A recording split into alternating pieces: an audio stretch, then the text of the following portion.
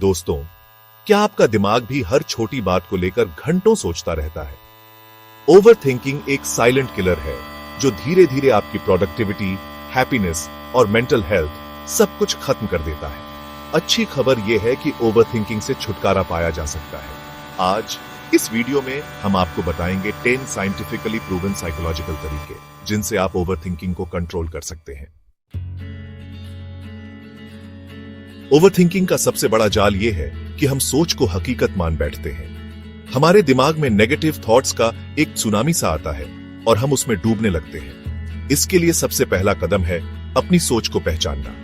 जब भी कोई नेगेटिव थॉट आए तो उसे एक लेबल दो। कहो, ये चिंता है, ये डर है, ये गुस्सा है। जब आप अपनी सोच को एक नाम देते हैं तो आप उससे एक दूरी बना लेते हैं। आप समझ पाते हैं कि ये बस एक विचार है, हकीकत नहीं।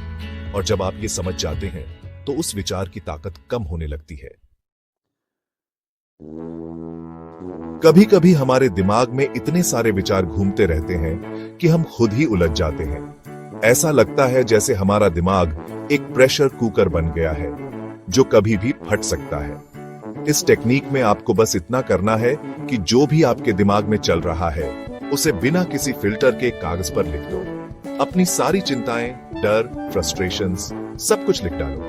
लिखते समय इस बात का बिल्कुल ध्यान मत दो कि आप क्या लिख रहे हैं। बस लिखते जाओ जब तक आपके दिमाग में कुछ न बचे। एक बार लिखने के बाद उस कागज को फाड़ दो, जला दो या फेंक दो।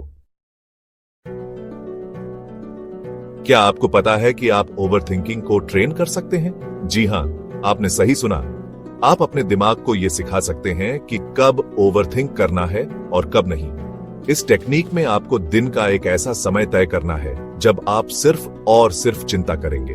यह समय 20 मिनट से ज्यादा नहीं होना चाहिए। अब दिन भर में जब भी कोई नेगेटिव थॉट आए तो उसे तुरंत एड्रेस मत करो। उसे कहो, रुको, अभी मेरा वरी टाइम नहीं है।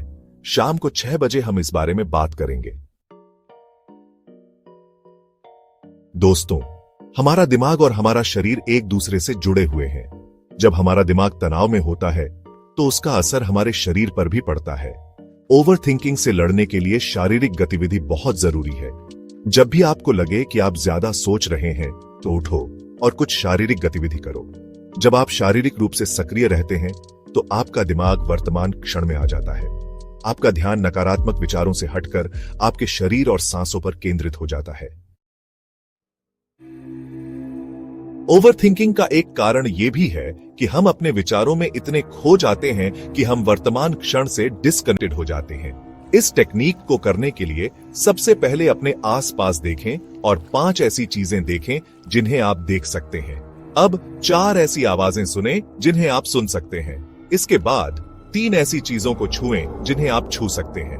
अब 2 ऐसी खुशबू सूंघें जिन्हें आप सूंघ सकते हैं। अंत में एक ऐसी चीज का स्वाद लें जिसे आप छक सकते हैं। जब आप अपने 5 इंद्रियों का इस्तेमाल करते हैं तो आपका ध्यान स्वाभाविक रूप से ही वर्तमान में आ जाता है।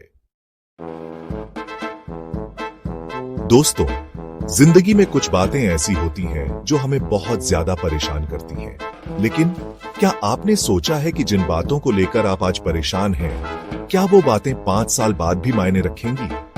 ज्यादातर मामलों में जवाब होगा नहीं। जब भी आप किसी बात को लेकर ज्यादा सोचने लगें तो खुद से ये सवाल पूछें, क्या ये बात 5 साल बाद भी मायने रखेगी? अगर जवाब नहीं है तो उस बात को छोड़ दें। कभी कभी हमारा वातावरण भी हमारे ओवरथिंकिंग को बढ़ावा देता है।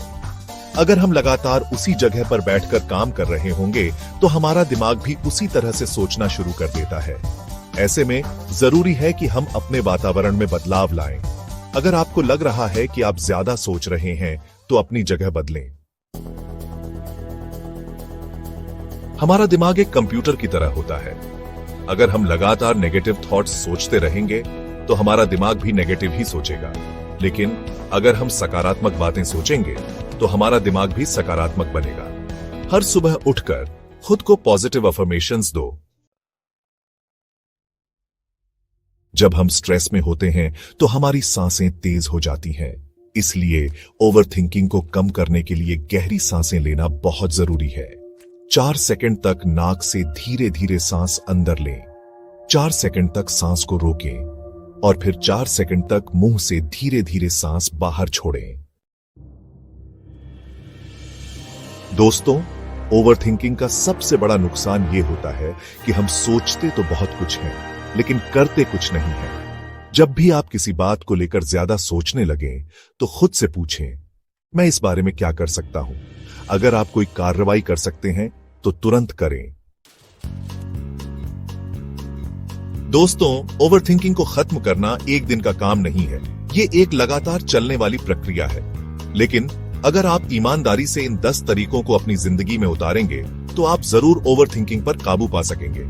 तो दोस्तों, इन 10 तरीकों में से कौन सा तरीका आपको सबसे ज्यादा पसंद आया? हमें नीचे कमेंट में जरूर बताएं। और अगर आपको ये वीडियो अच्छा लगा हो, तो इसे लाइक करें, शेयर करें और हमारे चैनल को सब्सक्राइब करना न भूलें।